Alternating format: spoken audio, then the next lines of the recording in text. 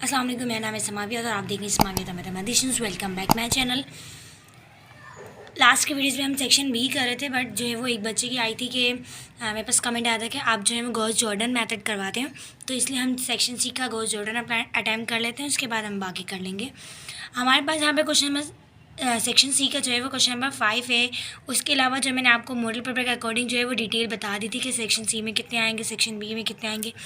Intro मैंने आपको दे दिया था। अटैम्प्ट मैंने 2 क्वेश्चन अटैम्प्ट करने हैं, बट इसमें पार्ट का ख्याल रखिएगा। क्वेश्चन 5 अटैम्प्ट करेंगे तो ए और बी दोनों पार्ट करेंगे तो क्वेश्चन नंबर 1 होगा, अदरवाइज़ आपका पार्ट ए करने से क्वेश्चन कंप्लीट नहीं होगा। और आपके पास जो है वो पहला 5 का ए जो है solve the non homogeneous system of linear equation using Gauss Jordan method. ये रहा। आपके पास 2 मेथड होते हैं, एक गॉसियन एलिमिनेशन मेथड होता है और एक आपके पास गॉस जॉर्डन मेथड होता है। गॉसियन एलिमिनेशन और गॉस जॉर्डन में बस थोड़ा सा फ़र्क होता है ज़्यादा। गॉस जॉर्डन दिया हुआ है यहाँ पे फ़िलहाल मॉडल पेपर में, तो हम गॉस जॉर्डन ही करेंगे। गॉसियन एलिमिनेशन में साथ में आपको बता दूंगी कि कहाँ स्टॉप होगा और कैसे होगा। सेम मेथड है, बस एक आध का स्टेप है। और इसके अलावा आपके पास एक ये इक्वेशन है, एक 2 इक्वेशन और तीन इक्वेशंस आपको दी हुई है। आपने इसमें से पहले मैट्रिक्स बनाने हैं और मैट्रिक्स की मदद मैट्रिक्स के अकॉर्डिंग ही करना होगा। हम सॉल्व करके देखते हैं, फिर उसके बाद हम बुक के अकॉर्डिंग देखेंगे क्या इंपॉर्टेंट है क्या नहीं। ओके, हमारे पास जो है वो पहली इक्वेशन दी हुई है 2x + 2y माइनस का z = 4। सेकेंड है हमारे पास x - 2y + z = 2। थर्ड है हमारे पास x + y = z। इसमें से पहले हम ए का मैट्रिक्स बना लेते हैं। और आपको पता है ए के मैट्रिक्स में क्या होता है कि आपके पास जितने भी कोफिशिएंट दिए हुए हैं, आपको वेरिएबल दिए हुए हैं, उसके कोफिशिएंट का मैट्रिक्स बनाएंगे। x का कोफिशिएंट 2 है, y का कोफिशिएंट 2, z का कोफिशिएंट -1। x का 1 है, y का -2 है, z का 1 है। यहाँ पे 1 आ जाएगा, यहाँ भी 1, और यहाँ z नहीं है तो z की जगह 0 आ जाएगा। ये हमारे पास बन गया है ए का मैट्रिक्स। और बी का मैट्रिक्स हमारे पास जो होता है वो जो हमारे पास कांस्टेंट वैल्यू होती है वो होती है 4, 2 एंड इस पर क्या आ जाएगा 0। हम क्या करेंगे, इनका ऑगमेंटेड मैट्रिक्स बनाएंगे। ये ए बी का मतलब होता है कि यहाँ पे ऑगमेंटेड है, या ऑगमेंटल मैट्रिक्स भी आप बोल सकते हैं। इसमें क्या होता है कि इसमें इंक्लूड होते हैं ये ए का मैट्रिक्स और बी का मैट्रिक्स, दोनों एक साथ लिखे होंगे। 2, 2 -1,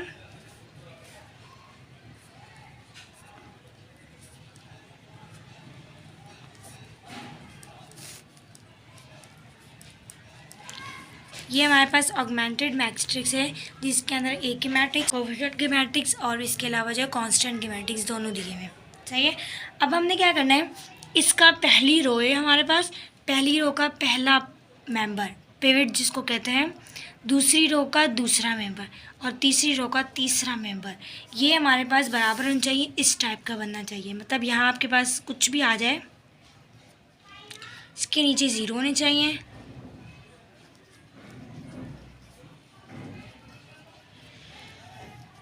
फॉर एग्ज़ाम्पल मैंने आपको बताया है कि पहला मेंबर उसके 0 होने चाहिए नीचे, दूसरा मेंबर कुछ भी हो उसके नीचे 0 होने चाहिए, और तीसरा मेंबर कुछ भी हो उसके नीचे अगर वैल्यूज होंगी तो 0 होंगी वरना नहीं होंगी। इसको कहते हैं इकोलन फॉर्म या एक्लोन फॉर्म।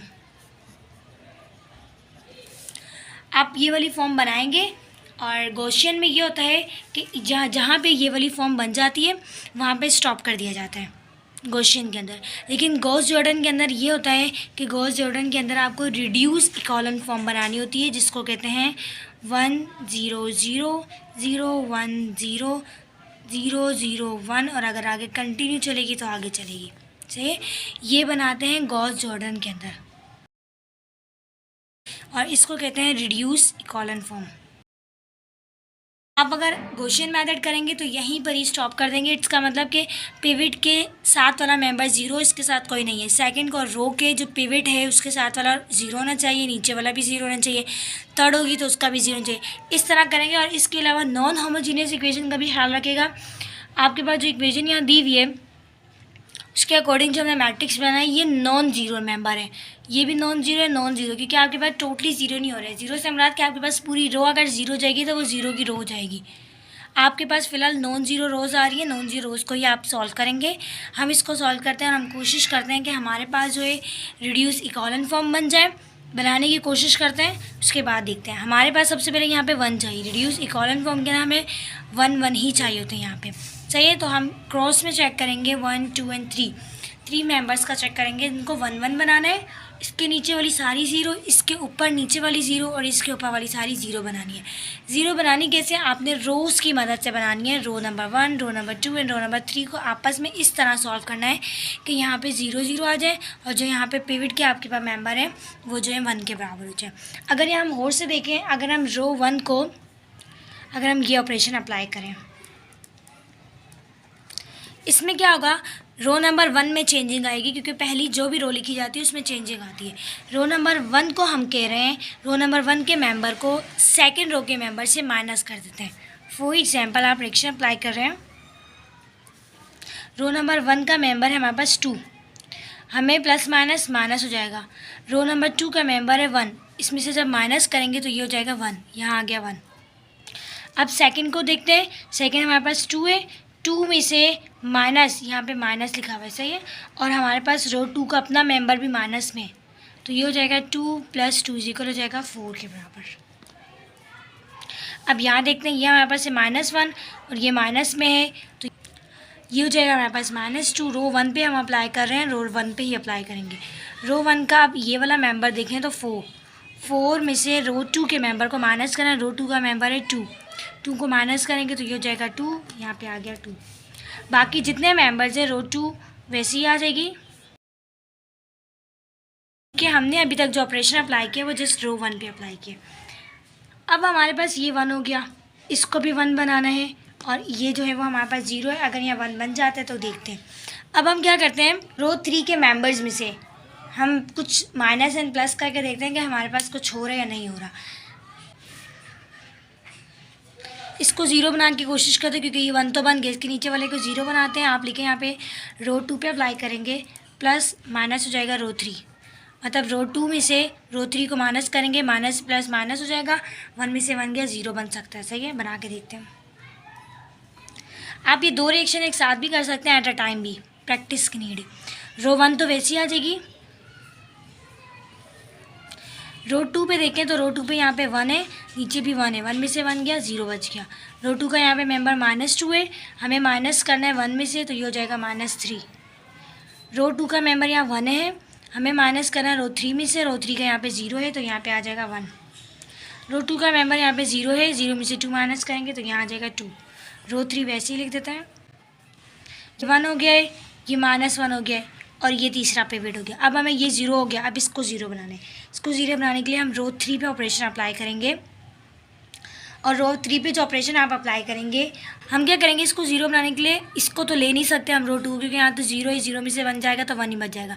हम इसके साथ इसको रिएक्शन कर देते हैं, मतलब रो 3 प्लस माइनस रो 1 लिख देते हैं।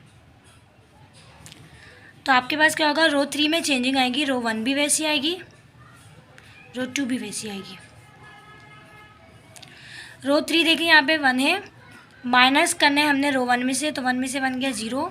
रो 3 यहाँ पे 1 है और हमें माइनस करना है, रो 1 4 है, तो यहाँ हो जाएगा -3। रो 3 हमारे पास यहाँ पे 0, इसमें से ये माइनस करेंगे तो ये हो जाएगा यहाँ पे -2, बल्कि यहाँ माइनस है, माइनस माइनस प्लस हो जाएगा, +2 बन जाएगा। ये 0 है, -2 हो जाएगा, तो यहाँ पे -2 आ जाएगा। सही है। अब हम आगे क्या करेंगे, ये 1 है, ये -3 है और ये 0 है। अब हम जो है वो इस तरह से ऑपरेशन करेंगे कि आपके पास या तो ये 2 बन जाए, या तो ये 1 बन जाए, या ये 1 बन जाए। सही है। फिर हम बाकियों को भी 0 0 अप्लाई करेंगे। तो अगर हम यहाँ और से देखें तो हमारे पास यहाँ 2 है, हम इसमें से इसको माइनस कर दें तो यहाँ हमारे पास बन सकता है, या फिर इसको हम 0 बनाने की कोशिश करें, क्योंकि इसके वाले को नीचे 0 बनाना है, इसको 0 बनाने की कोशिश करें तो इसमें से इसको माइनस करेंगे तो बन सकते हैं। कैसे, रो 3 पे अप्लाई करते हैं, प्लस रो 3 की वैल्यू हमारे पास -3 है, और हम रो 2 पे अप्लाई करेंगे तो ये हो जाएगा, माइनस अप्लाई कर देंगे रो 2, क्योंकि माइनस माइनस प्लस हो जाएगा, प्लस माइनस माइनस हो जाएगा। साइन का ख्याल रखिएगा। रो 1 वैसी आ जाएगी, रो 2 भी वैसी आ जाएगी। रो 3 पे देखें तो ये 0 है और ये रो 2 भी 0 है, 0 में से 0 0 ही बचता है। यहाँ पे रो 3 जो है वो -3 है और हमें प्लस करना है, और रो 2 के साथ हमने माइनस लगाया हुआ है और रो 2 की अपनी वैल्यू जो है वो -3 में है। तो माइनस माइनस यहाँ हो गया प्लस, -3 + 3 बराबर हो जाएगा 0 के। यहाँ पे रो 3 की वैल्यू हमारे पास 2 है, हमें प्लस माइनस माइनस करना है। रो 2 में से 1 की वैल्यू है 1, 2 में से 1 गया 1। यहाँ हमारे पास है -2, माइनस कर देंगे इसमें से रो 2 की वैल्यू 2, यहाँ हो जाएगा हमारे पास -4। यहाँ पे 1 बच गया, यहाँ पे -3। देखिए यहाँ 0 था हमारे पास, हमने जब ऊपर किया था तो 0 था, फिर नीचे आए तो 2 आए, अब नीचे आए तो 1। हमने एक तीर से हमारे पास 2 निशाने हो गए कि ये भी 0 हो गया और ये भी 1 हो गया। अब हम क्या करेंगे, यहाँ पे इसको 1 बनाने की कोशिश करेंगे, इस वाले को। या हमारे पास जो है वो ये हमारे पास जो फॉर्म बनी है वो मैंने अभी आपको बताई थी, इकोलन फॉर्म, याद है। लाजमी नहीं होता इकोलन फॉर्म में या 1 1 हो, सिर्फ ये लाजमी होता है कि पहले रो के पहले मेंबर के नीचे सब 0, दूसरे रो के दूसरे मेंबर के पास नीचे सब 0, तीसरे रो के अगर नीचे कोई वैल्यूज हैं तो वो 0, वरना अदरवाइज ना हो। इकोलन फॉर्म ये होती है। अगर आपके पास क्वेश्चन आएगा तो आप यहीं पे स्टॉप करके और इसका आंसर लिख देंगे। आंसर किस तरह लिखेंगे, वो गॉस जॉर्डन की तरह लिखेंगे लास्ट में जब मैं आपको बताऊँगी। फिलहाल हमने जो है वो रिड्यूस इकोलन फॉर्म बनानी है। ये 1 1 1 हमारे पास देखें तो यहाँ 1 है, ये रहा 1, नीचे सब 0 है, नीचे सब 0 है। यहाँ हमें 3 को 1 बनाना है और इसके ऊपर नीचे सब 0 बनानी है। यहाँ 1 है, इन सबको 0 बनाना है, सही है। तो बनाने की आगे कोशिश करते हैं। हमने जो है वो ऑपरेशन अप्लाई कर देते हैं रो 2 के, भाई इस पर अप्लाई होगा। 1 में से 1 गया, यहाँ 0 आ जाएगा, सही है। आप यहाँ भी 0 लाना है, यहाँ भी लाना है, यहाँ भी लाना, तो आपकी मर्जी, आपको जो ईजी लग रहा है आप स्टेप वो करें पहले। ये हो जाएगा आपके पास रो 1, तो वैसे ही आ जाएगी हमारे पास। रो 2 आपके पास देखें तो ये 0 है, ये भी 0 0 हो गया। रो 2 यहाँ पे -3 है, -0 करेंगे तो ये -3 ही रहेगा। यहाँ पे 1 है, 1 में से 1 माइनस करेंगे तो 1 आ गया। यहाँ पे 2 है और ये माइनस माइनस प्लस हो जाएगा और ये हो जाएगा 4, तो ये हो जाएगा 6। यहाँ 0 है, 0 है, 1 है, -4 है।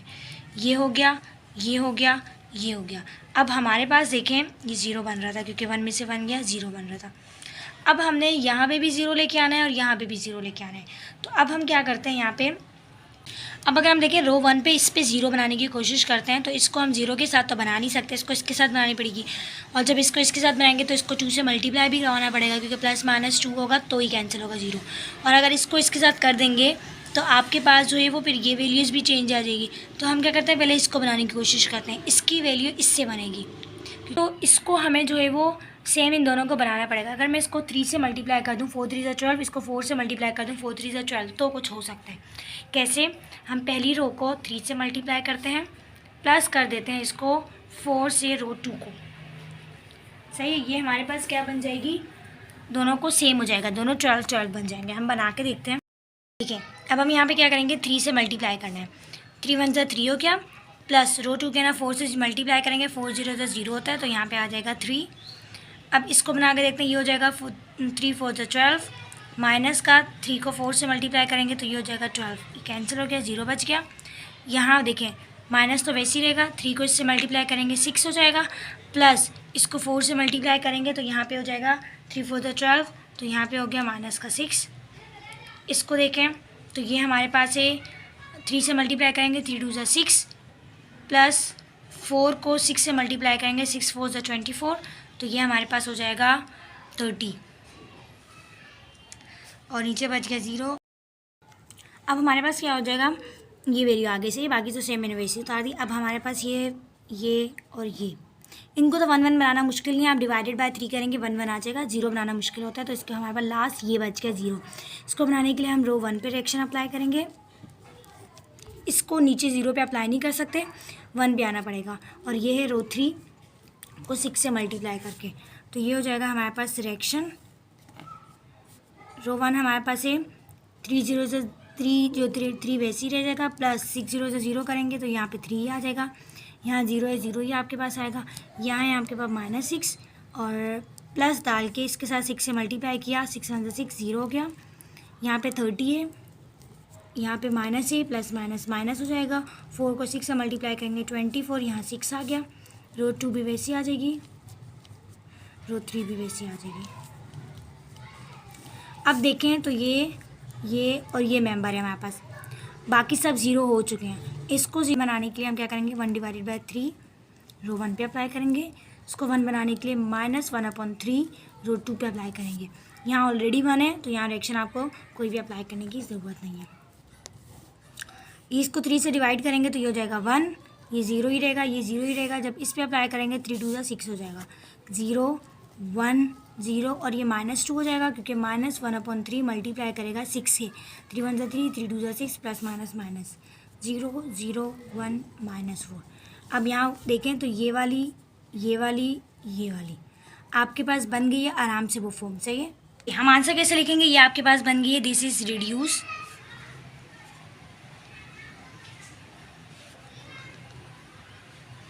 एक्लेन फॉर्म।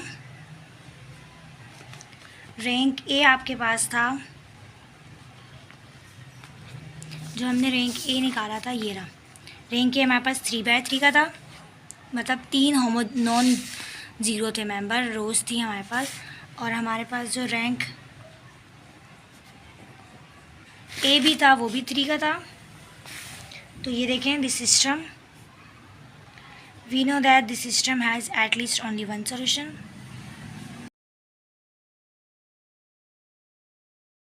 दोनों सेम होते हैं तो सिस्टम एटलीस्ट 1 सॉल्यूशन बराबर आता है, अगर नहीं सेम हो तो सिस्टम डज नॉट एग्जिस्ट होता है।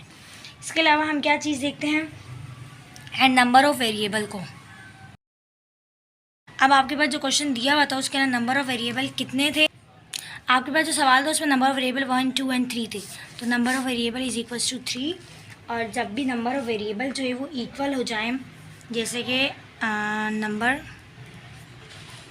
ऑफ़ वेरिएबल जो है इक्वल है रैंक, आप लिख देंगे hence system has unique solution. For सब बैकवर्ड सब्स्टिट्यूशन करते हैं हम। बैकवर्ड सब्स्टिट्यूशन में ये होता है कि आपके पास जो भी वैल्यू निकल के आई है, जैसे ये वाली, तो यहाँ देखें ये नॉन ज़ीरो एलिमेंट जो ये वाले हैं, ज़ीरो भी है बीच में, नॉन ज़ीरो भी है। इसका जो आपके पास जो वैल्यू होती है, ये पहली वाली जो वेरिएबल होता है वो x के बराबर होता है, दूसरा y के बराबर होगा और तीसरा z के। जो जो आपके पास वेरिएबल है उसके सीक्वेंस से ले देंगे। अब आपको बताइए, शुरू की जो 3 कॉलम थे वो हमारे पास मैट्रिक्स ए में से थे, और जो लास्ट का मैट्रिक्स था वो हमारे पास कांस्टेंट मैट्रिक्स में से था, जिसमें बी में से था। तो अब वापस इनको आंसर के बराबर लेंगे। पहली वाली हमारे पास x की वैल्यू है तो पहली x की बराबर हो जाएगी 2 के, दूसरी y की वैल्यू तो ये बराबर हो जाएगी -2 के, और तीसरी z की वैल्यू तो ये बराबर हो जाएगी -4, और हमारा ये हो जाएगा आंसर।